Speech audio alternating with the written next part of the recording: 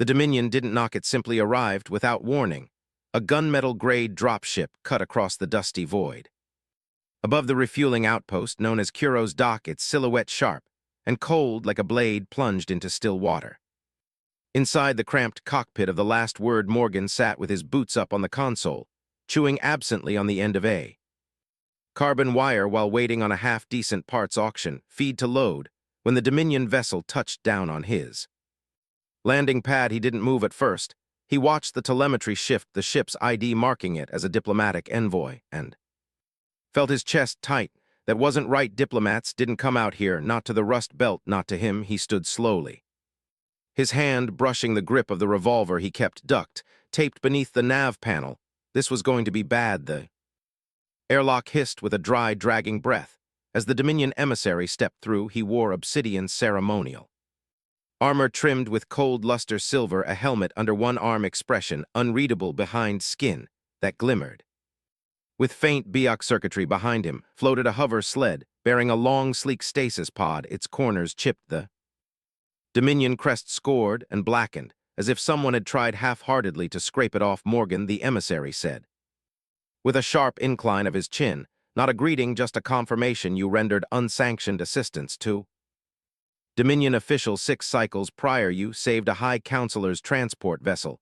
We have not forgotten. Morgan folded his arms. Didn't ask for a medal. You're not getting one. The emissary gestured the stasis pod, rotated midair, angling to show the inside. A humanoid woman lay suspended in deep sedation, fluid, her limbs twitching in slow, erratic jerks. Her skin was a rich, dusky violet. Biomechanical plating laced her arms and legs, elegant but broken, sparking where neural lines misfired. Her long black hair drifted around her like dark seaweed in amber liquid. This is Cell, the emissary said, deemed defective. Her service is terminated. Dominion law mandates that failed assets be recycled, but exceptions are made for those who render unusual service. Morgan took a step forward, heart thawing. You're giving me a person, not a person, the emissary said flatly. A thing you may dispose of. Her use, her entertain yourself. Whatever pleases you. Morgan's jaw locked. Get that off my pet D. She is yours whether you accept or not, the envoy said. To abandon her now would simply confirm her status. Morgan looked at the pod again. A thin scar ran down the woman's right temple, too neat to be a battle wound, something surgical precise. The Dominion had cut her open, reprogrammed something, and then decided she was no longer worth the upkeep. He didn't reply. The emissary gave the faintest hint of a smile, a smug twitch at the corner of his lip, and turned without another word. The shuttle lifted before its ramp, had even retracted its engine wash, leaving behind the scorched taste of scorum exhaust. Silence filled the bay, just the low mechanical hum of the Last Word's cooling systems, and the soft, broken static from the stasis pod's cracked status screen. Morgan stared at the woman inside. He should leave her cell. The tech salvage the stabilizers. That was what someone smart would do, what he would have done years ago. But he wasn't that man anymore. He hadn't been since Kira died. A memory hit him like cold breath down his spine. The sight of his sister's blood on a docking bay floor, her chest heaving as Dominion patrols walked past her body. Like she was just another fallen piece of debris. They hadn't seen a person, just a broken thing, and he'd been too late. Morgan swallowed, walked forward, and reached for the emergency override. The gel began to drain. The pod hissed open. Serial's body dropped gently onto the padded surface. Her breathing was shallow. She didn't stir. The med readouts flickered, unstable feedback from her spinal implants, disordered neural pulses, partial language center damage. Dominion grade cybernetics riddled with internal sabotage. She was never meant to recover. He slid his arms under her weight, surprised by how light she was, fragile but deceptively dense. Where the machinery had fused with her bones, her skin was cool, slightly tacky from the cryo fluid. The corridors of the Last Word weren't designed for guests, certainly not for passengers dumped in pieces. The ship was old, human-built, with pressure seals that hissed like angry cats, steel floors that held the memory of every scuff and burn, and the ever-present scent of solder, oil, and stale coffee that had soaked into the walls over years of isolation. He set her down in the spare room he used to call the scrap locker, now stripped clean and lined with soft thermoplast insulation. He adjusted the lights, lowering the spectrum to a soft golden hue to void overstimulation. She twitched slightly in the low glow, the muscles in her left leg, spasming, before settling. Morgan crouched beside her. Studying her face, her expression was blank, but not empty. Deep beneath the stillness, there was something clenched, waiting. He removed the Dominion. Issued neural relay jack at the base of her skull. It came free, too easily, purposefully sabotaged. And then as he was preparing to check her vitals, her lips moved a single breath. Not quite. Conscious Orinth Chi 40, it was a number, a code, a location. Then silence. He stared at her scar again. It didn't match the Dominion's usual neural access points. Whatever she'd been through hadn't been standard procedure, not even by their brutal standards. A whisper of unease traced his spine. Morgan stood and took a final scan. As he turned to leave, he paused and tapped the corner of the console setting. A gentle alarm to notify him if she stirred or panicked. He stepped into the corridor, rubbing at the old burn scar on his wrist, the one he got trying to reroute power to his sister's medbay. The Dominion ships had already left by the time he'd made it work. Never again, he muttered under his breath. The door hissed shut behind him. Inside, Serial lay. Still, the low hum of recycled oxygen filtered through the room's soft, artificial warmth, wrapped her in its slow rhythm. The scent here was different. No bleach, no sterile metal, just air. Real air, imperfect. Her eyes opened a sliver, not because she was fully conscious, but because something felt unfamiliar. The absence of pain, the lack of orders, the hum of machinery that didn't scream instructions into her skull. She saw the soft light, the curved ceiling, the worn seams in the metal walls. Not a Dominion holding cell, not a surgical station, and someone had carried her here, covered her. He hadn't strapped her down. She closed her eyes again, but not in fear, more like disbelief. And somewhere deep, in a place that hadn't felt real in a long time, a thought stirred. If this is another test, I'm not ready. But maybe this time, she wouldn't be alone. The silence was louder than the engine hum. Inside the Lawit chamber, Morgan had hastily converted into a living space. Serial stirred beneath the thin woven blanket he draped over her. Her breath came in shallow waves, and her limbs biomechanical and twitching with misfiring currents. Remained stiff and foreign, like someone else's prosthetics had been bolted onto her. Without asking, she opened her eyes fully this time. The light was dim but even. That hurt. The air felt wrong, warm, dry, not laced with the antiseptic chill of a Dominion medical facility. The walls were matte, irregular, patched together by human hands, not machine precision. No overhead command feed blared instructions into her neural interface.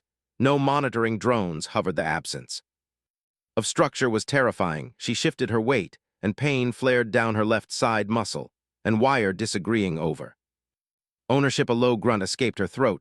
She tried to sit up, failed, then tried again, gritting her teeth, ignoring the sharp jerk of her shoulder, as the joint protested from beyond the door. Footsteps. Slow, steady, she froze. The door hissed open. Morgan stepped in, holding a tin cup. He stopped when he saw her awake, like he hadn't expected it to happen so soon. He approached slowly, not cautiously, but deliberately, like someone who knew exactly how easily things could go wrong if he moved too fast. Serial's eyes narrowed. He didn't speak right away, just knelt beside her and offered the cup. Water, he said. His voice was rough in tone, but not in intent. Room temperature. I didn't know what you'd tolerate. She didn't take it. I'm not here to hurt you, he added. After a beat, you probably don't believe that yet, and that's fair, but I want you to get better. Her fingers twitched. Who are you? She rasped. Morgan. He said simply, just Morgan. Her eyes scanned his face, cataloging every detail. Human, late 30s, tired around the eyes, but alert. There were calls on his knuckles. Faint oil stains on his shirt, a burn scar curling just above his wrist. A mechanic by the look of him, but something quieter in the way he held still, like someone used to waiting, listening. This is your vessel, she said. Slowly, yeah, the last word, he replied. Mine. Since the last salvage war. Why did you bring me here? The question sounded clinical, but inside her thoughts surged in unpredictable directions. He exhaled through his nose. Because they threw you away. Her eyes flicked toward the ceiling, as if expecting surveillance nodes. Morgan followed her gaze, then looked back down. There's no one watching. I cut out their broadcast core. You're offline. That word alone sent a wave of nausea through her, a sickening lightness in her spine. For Sarai, born soldiers, being Offline wasn't peace, it was abandonment, isolation, deletion. I'm supposed to be.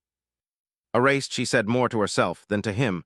Morgan tilted his head. They said you were defective, a gift, like giving someone a broken tool, and calling it a reward. She looked down at her hands. The fingertips were scorched, the plating dented. She remembered barely surgical. Lights orders shouted through static, a voicemail, deep cold errors sequence. Incomplete decommissioning, priority status, revoked transfer to disposal protocol, a memory like a flash of old.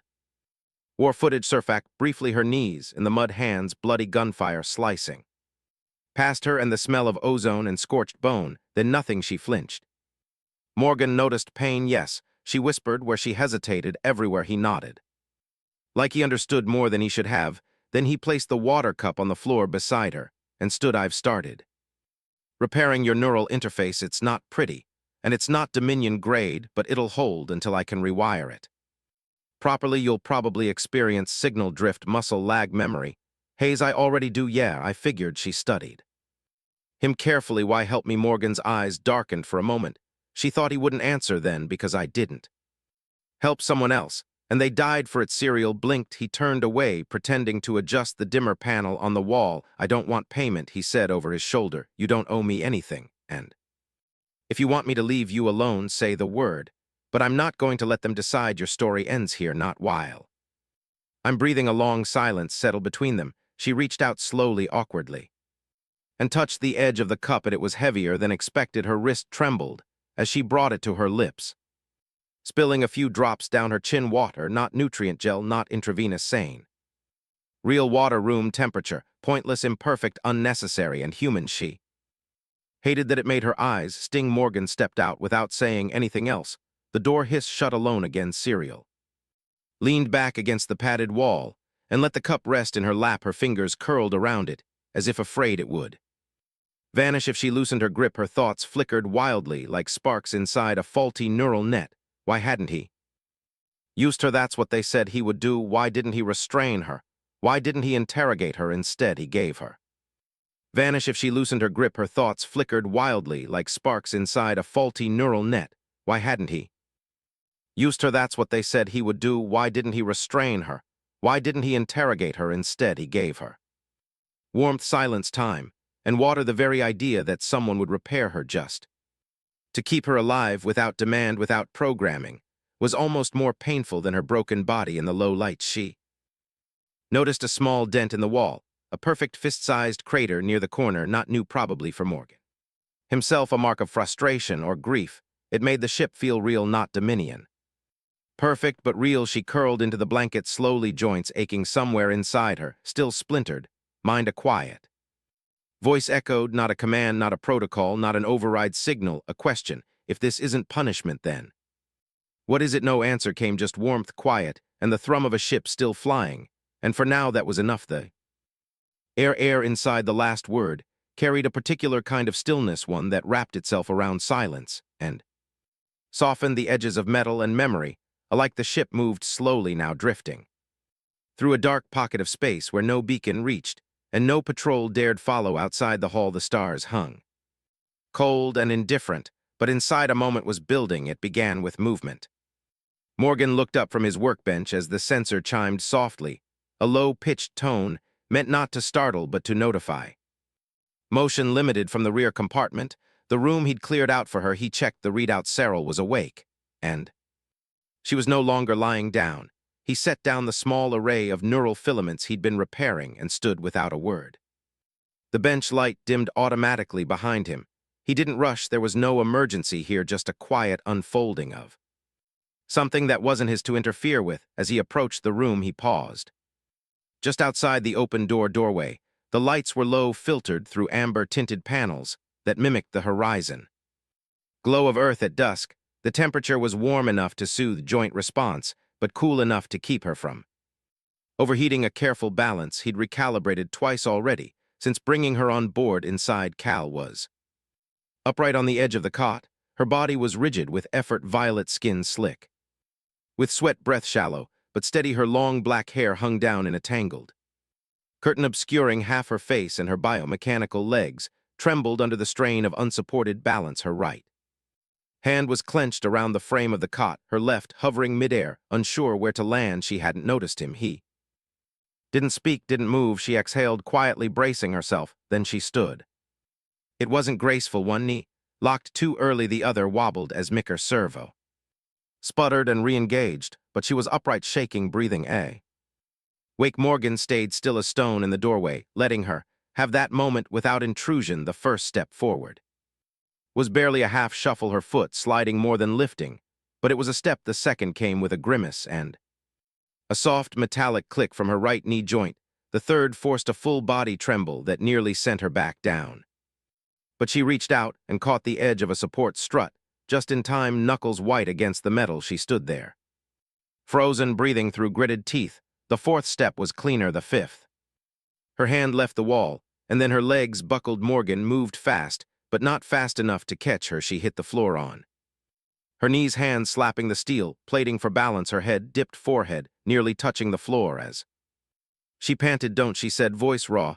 "I wasn't going to," he replied, quiet and calm. He crouched nearby, close, but not touching, not crowding her. "I had it," she muttered, trying to straighten her spine. "I was walking. I know it wasn't for you."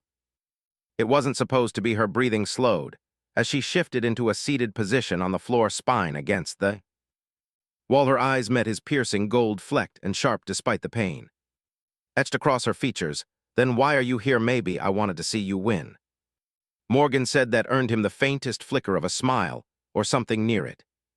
It disappeared just as quickly, replaced by the familiar hard edge of suspicion. "You people," she murmured, "you see someone stand up once and call it a miracle?" "No," he said, "I see someone who is left to die. Take 5 steps on her own. That's not a miracle, that's you." Her gaze dropped. She was quiet a moment before speaking again. "Everything hurts. I'd be more worried if it didn't." Serial let out a low breath, her muscles slowly loosening from the tension of effort. Her arms were still trembling, her legs spasming intermittently with minor neural feedback. But she'd done it. She'd moved under her own power. Morgan reached into his coat and pulled out a small object, a sleek canister of water. He extended it toward her, resting it on the floor. Between them, hydration helps recalibrate synaptic activity, he said, toned matter of fact. "It's not Dominion GR electrolytes, but it's real." She eyed the canister, then him. After a pause, she reached out with a shaky hand and took it. Her grip was unsteady, but she drank. The water was cool, clean, unfamiliar. It didn't taste like anything she'd known before, not synthetic, not ration, just water. She wiped her mouth with the back of her hand and looked at him again. "Why are you really doing this?" she asked. Morgan didn't answer right away. He looked at his hands, scarred, stained with oil, knuckles rough from 1,000 repair jobs. No one thanked him for. Then he looked back at her. "Because I didn't save someone once," he said softly, "and I won't make the same mistake again." That silence returned, deep and heavy, but not empty. "You don't know who I am," she said. "You don't know what I've done, not yet. And if you did, I'd probably still be here." She stared at him like she was trying to find the flaw in his logic, or maybe in him. "I was a weapon," she said quietly.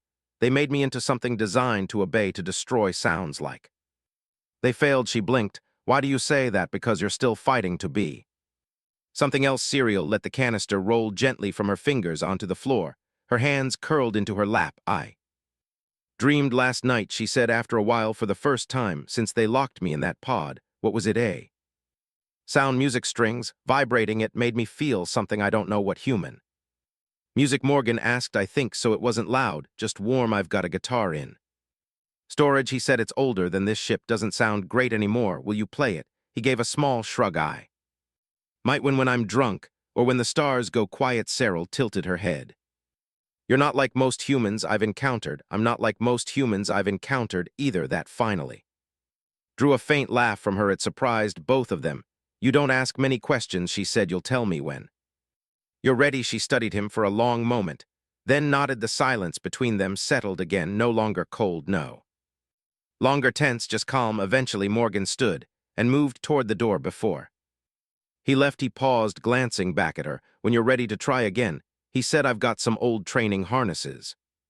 Might help balance until your neural grid stops misfiring." "Do I look like someone who needs training wheels?" she muttered. He smirked. "Number, you look like someone too proud to ask for help. Is that a human trait? Number, that's just being alive." He left, letting the door his Shut behind him, Serial sat there alone for a long while, her legs ocked her.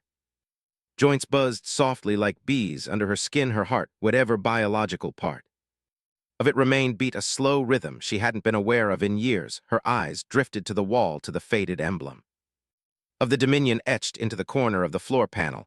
She remembered the branding, irons, the cold rooms, the words. Burned into her subconscious, hold the line, no fear, no pain, no failure, and yet. She had failed, had felt, had feared, but now she had taken 5 steps, and none of it had been ordered. She reached down and pressed her palm flat against the floor, feeling the vibration of the ship beneath her skin, warm, alive, improvised, human. She thought of the guitar, of music, of him. Her voice came as a whisper to the empty room. If I learn to run, I want to choose where I go. And for the first time, she allowed herself to believe that maybe, just maybe, she would. Cyril awoke to the low hum of diagnostics whispering through her bones. It wasn't real sound, just the subtle ping of biomechanical nerves flickering and half-functioning pathways, registering the dampness of her skin, the tension in her artificial joints, the aching echo in her organic muscles. Her body was a war zone of unfinished repairs and overwritten code. But this morning, for the first time, the pain felt familiar. She sat up slowly, not because she had to, but because she wanted to. Movement was still slow, calculated, every shift and negotiation between willpower and malfunction, but she was learning the patterns across the room. Morgan sat on a crate guitar in his lap, quietly tuning the strings. He hadn't noticed she was awake, or if he had, he wasn't reacting. His fingers moved with practiced absent-mindedness, brushing the frets, twisting the pegs, letting the notes find themselves. The sound was soft, raw. It had none of the smooth, sterile resonance of Dominion soundscapes. This was imperfect, slightly flat in places, too sharp in others, but it was alive. She closed her eyes. That was the sound from her dream. Her throat tightened unexpectedly. When she opened her eyes again, Morgan was watching her. Didn't mean to wake you, he said. Just needed something that wasn't quiet. You didn't wake me, she replied. Voice hoarse, he offered a faint smile and shifted slightly, brushing his thumb along a string. Ever seen one of these before? No, she said, but I remember it. Morgan arched a brow. Remember? Serial nodded slowly. It was in the dream, this sound. I was younger, not a soldier yet. There was a hallway, glass walls, blue lights, and someone was playing, not for a crowd, just playing for themselves. He paused mid-chord. Someone from your species? No. She looked up at him. They were human. Morgan blinked. Where would you have seen a human playing guitar? Inside a Dominion facility. She shook her head. I don't know. He set the instrument aside carefully and stood. We might be able to find out. What do you mean? I pulled some partial data from your spinal interface yesterday, he said, moving toward the console beside the bed. There's a scrambled core of encrypted Dominion code buried under your primary synaptic bridge, buried deep, redundant memory loop, probably designed to prevent con of recovery. She frowned. So I found a trigger line embedded inside it. He tapped the panel. You keep repeating a phrase in your sleep. Orinth Chi 40. It's not just a word, it's a file. Key cells. Stomach turned. She hadn't realized she'd been saying it out loud. Morgan's tone softened. I can run a decode, might bring something back online, or it might kill me. I'd never trigger anything without your permission. She looked at him. His face was steady, calm, not detached. Present. That was rare. No Dominion tech has ever been unsealed without a neural blowback. She said, you know that I've survived worse, he said, and so have you. Her eyes met his. There was a silence between them, not of tension, but of heavy consideration. Then she nodded. Do it. Morgan didn't hesitate. He slipped on the interface visor, linked it to the decrypted patch in her system, and began parsing the layers of code. Serial sat upright on the cut, bracing herself, her hands gripping the edge of the mattress as her pulse rose. Then the lights in the room dimmed. A high-pitched ping snapped through the air. She jerked once, just once, then her eyes flooded with silver. The world tilted. She was no longer in the room. She was standing in a sterile circular room with white walls and a ceiling that pulsed like it was breathing. A tall Dominion officer stood before her, flanked by Med-X. Her own body was restrained, legs bolted into floor locks, arms trembling from chemical suppression. She could hear her own voice detached, an echoing designation. Serial 1A, Vanguard classification, emotional variance exceeds 12%. Subject is exhibiting signs of non-authorized empathy synthesis. recommend termination. No, another voice said, one she hadn't expected, a human male older. Transferring her to Orinth, Kai deep cell repurpose, her the memory flickered again. Another moment, another space serial, in a glass tank, cold fluid surrounding her. Outside the tank, humans and Sari engineers worked together, Project Orinth, Kai cross-species neural mapping her. Heart slammed into her ribs as the vision ended. Her body was still shaking. She was a prototype, a test subject, and the human in the memory, the one who'd refused her execution, wore the same face as the man in her dream guitar blue. Light glass walls, she had known a human before, but why? Morgan steadied her shoulders as she leaned forward, breath ragged cereal. She looked at him, blinking. Hard. They didn't erase me because I failed, she said. They erased me because I felt, because I remembered things I wasn't supposed to. He didn't speak, just watched her. They were trying to graft emotional constructs from humans into Dominion soldiers to create an elite class of adaptive warriors who could think beyond algorithms. And you succeeded. Yes, her voice trembled, and that made me dangerous. Morgan exhaled slow and steady. You were a miracle, he said, and they didn't know what to do with that number. They did. They tried to kill it. She leaned back, breathing hard. For the first time, Morgan saw her as something more than broken.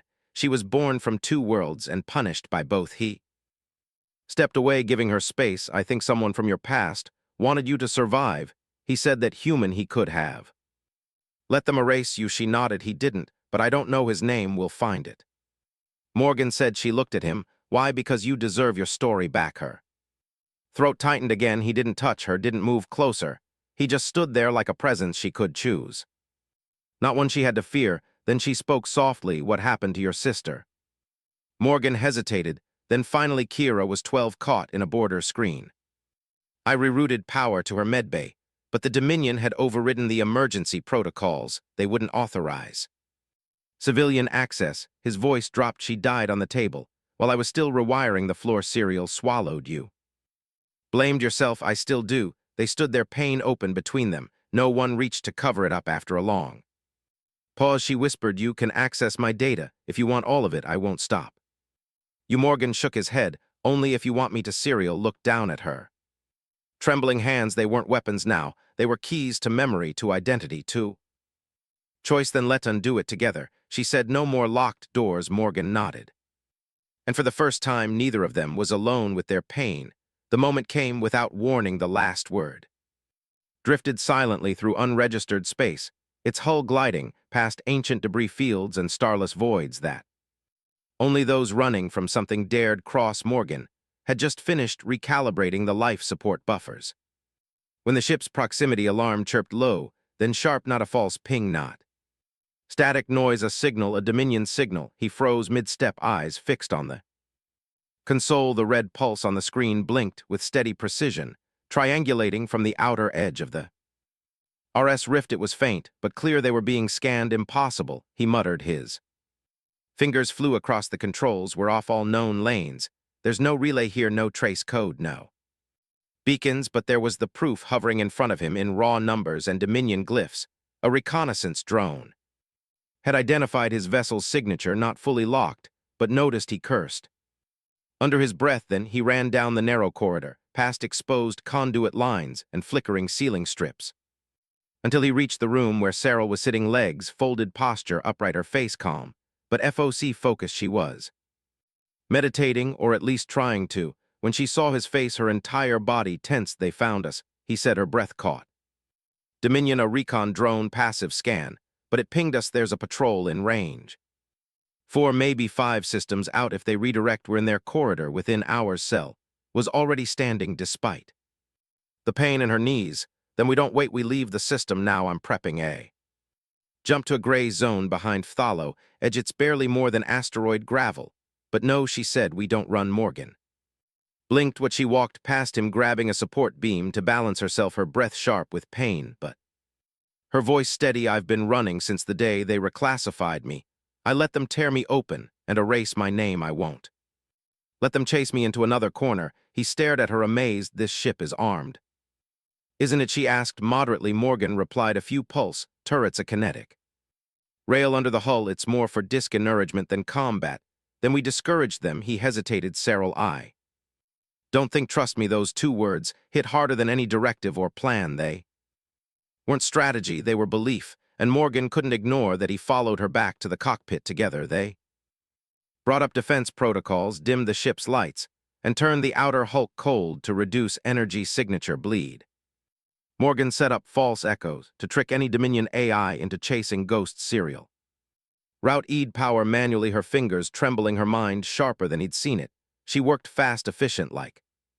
Someone who'd done this before because she had not on this ship, but in other lives an hour passed in silence. Then they Dominion patrol arrived, a sleek black fraught, coasted into scanner range silent.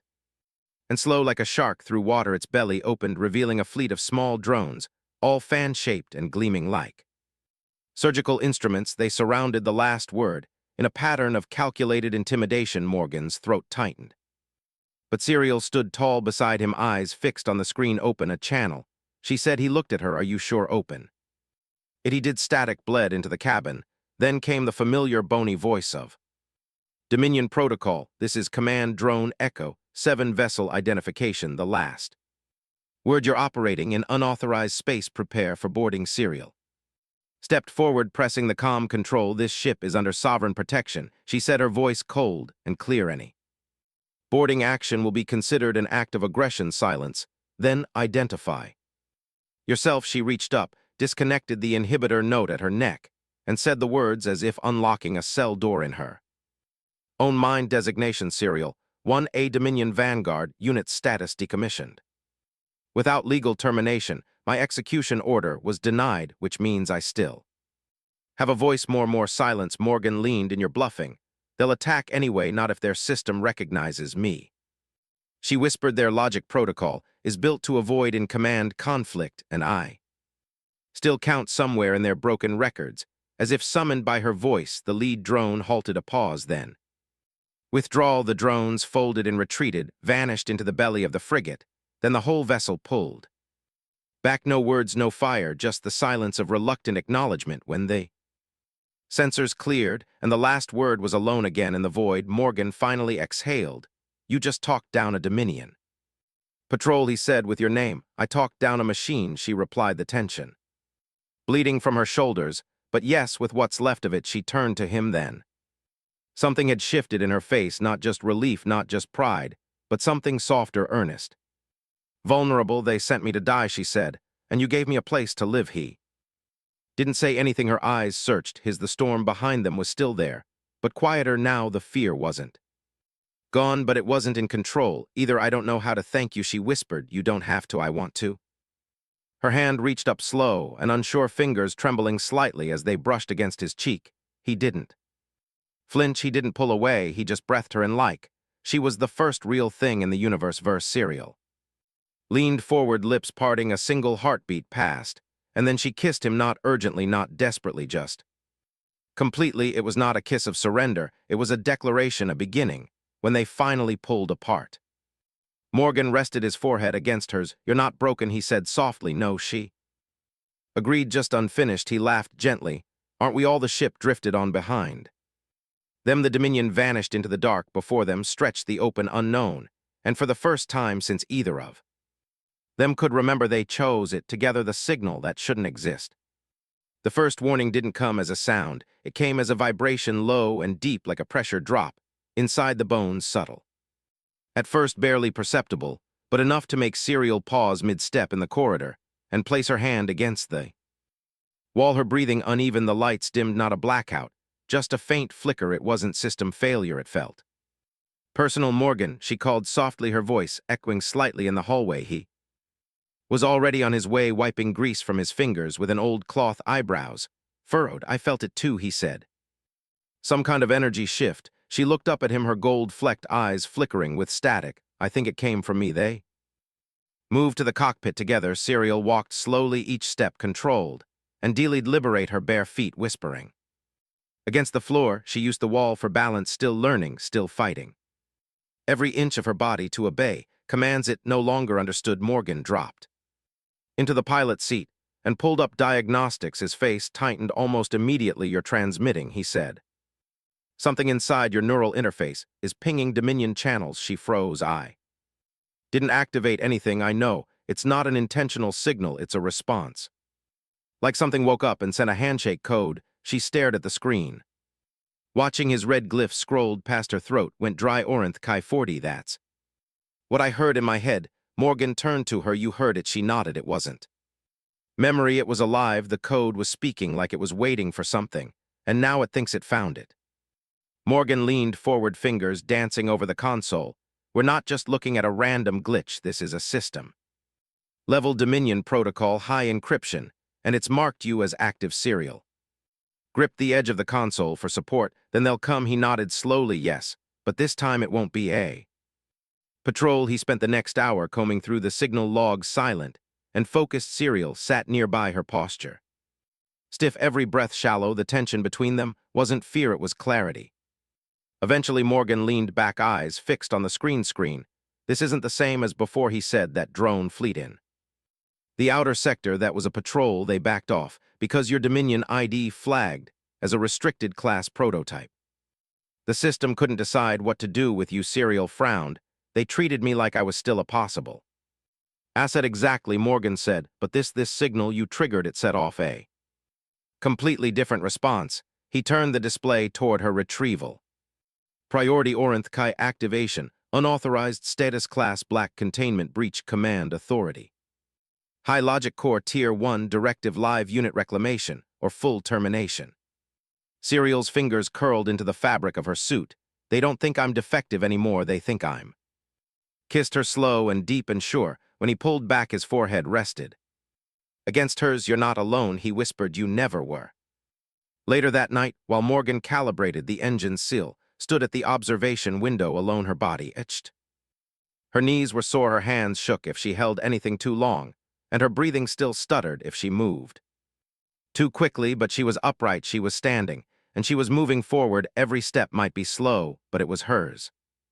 Behind her, the stars glowed softly. A few days from now, one of them would become a battlefield, not for a war, but for a soul. Her soul, and she wasn't afraid, not anymore. The sky above Echo Vault Theta was broken, what once had been a space station embedded into the crust of a rogue planetoid now jutted like ribs from the asteroid's fractured shell. Twisted metal towers, blackened solar panels, and dead communication dishes, pointing in every direction forever. Listening for orders that would never come, Morgan brought the last word into a slow descent. Below them, Dominion signal. Interference pulsed across the radar in uneven waves, ghost data and decaying. Code Seal stood behind him in silence, hands trembling slightly. As she watched the approach, her breath was calm. Measured, she didn't look afraid. She looked ready. The docking clamps released with a final hiss, the landing sequence complete. They stood in the airlock together, Morgan adjusting his gauntlet, while Serial leaned against the wall, her body still tired, her balance dependent on every muscle staying alert, but she had refused help. Every step was hers, one last chance to turn back, Morgan said, quietly offering her a look that was half teasing, half hopeful. Serial's golden eyes met his. There's no turning back, she said, because forward is the only place I exist now. He nodded, pulling the lever. The doors opened. They entered the facility through a decayed maintenance corridor, the air stale with oxidized metal and old fire damage. The silence was absolute. No systems hummed. No lights flickered, only the thud of their boots, and the faint rasp of Cell's breath filled the space. She walked beside him slowly, one hand trailing the wall. Her cybernetic joints clicked softly with every movement. Her legs itched.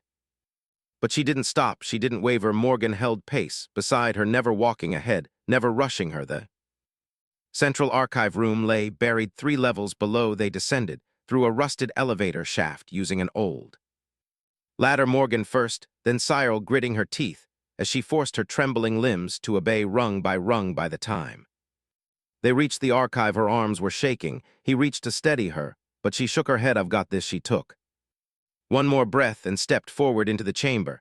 It was vast, round, echoing. Cold data columns circled the perimeter.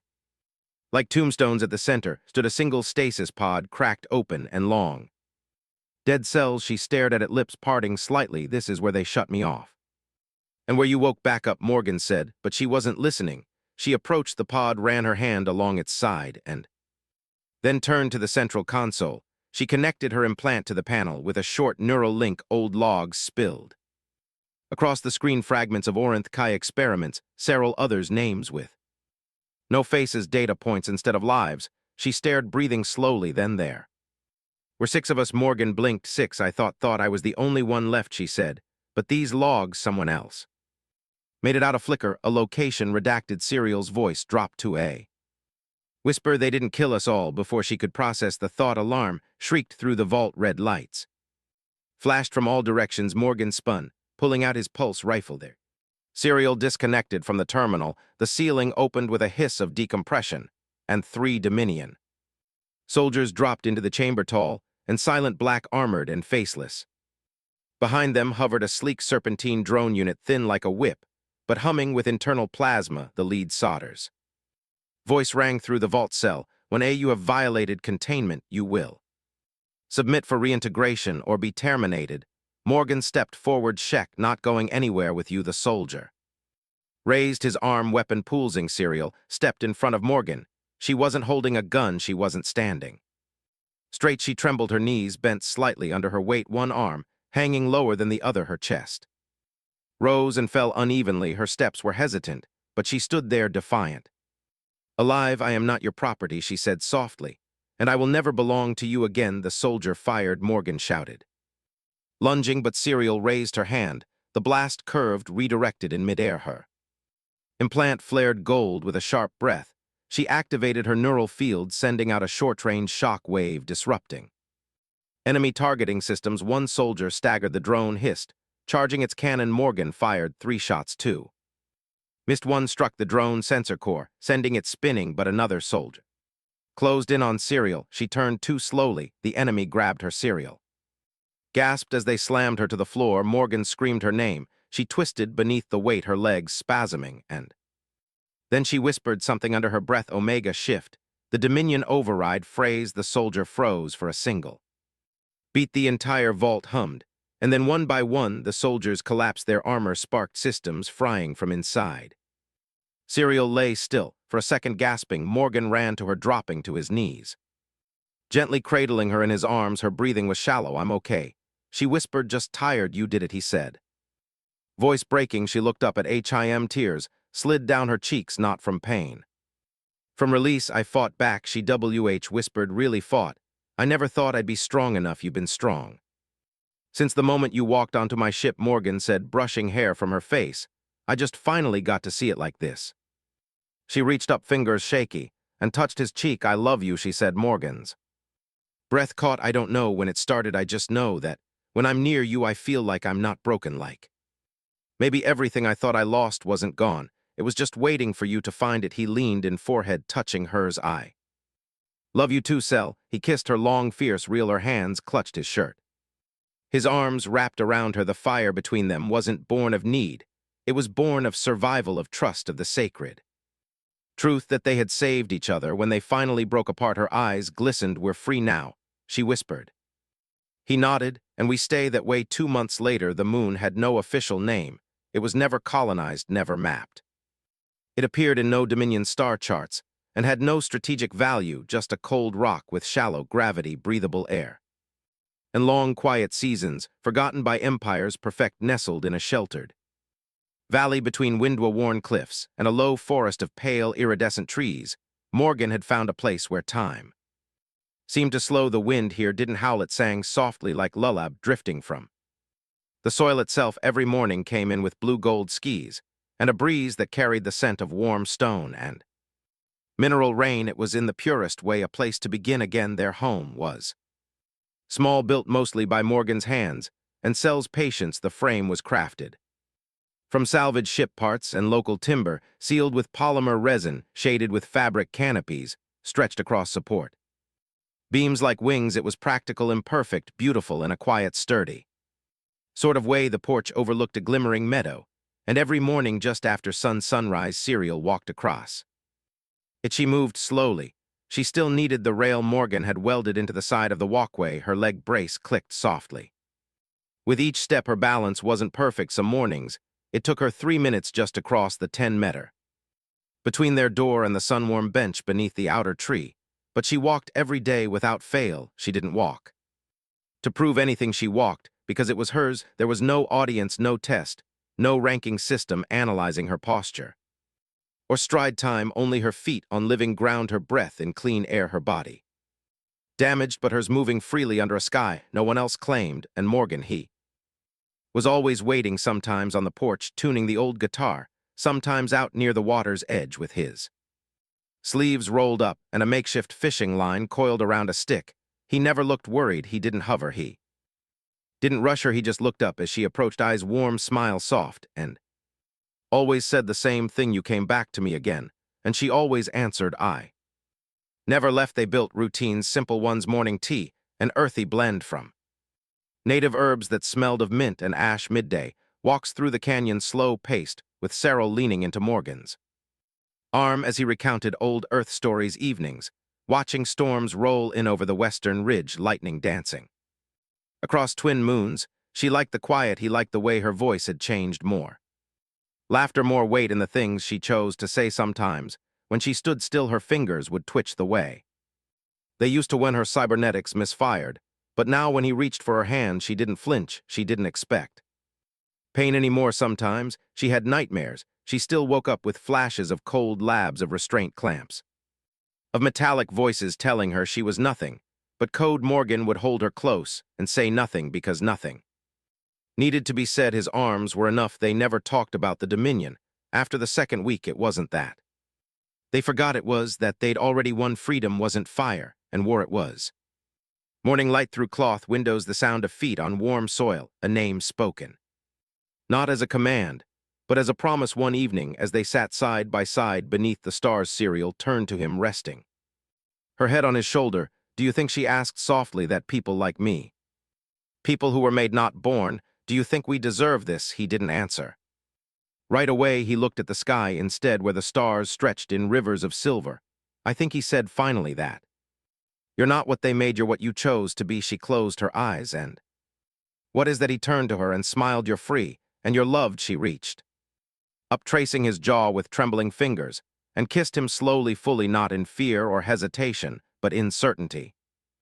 Then she whispered against his lips, "Then I'll never leave this, I'll never leave you." He kissed her again, and above them the stars turned, not in violence, not in conquest, but in peace, and neither of them would ever again be someone else's design. They had rewritten the code together,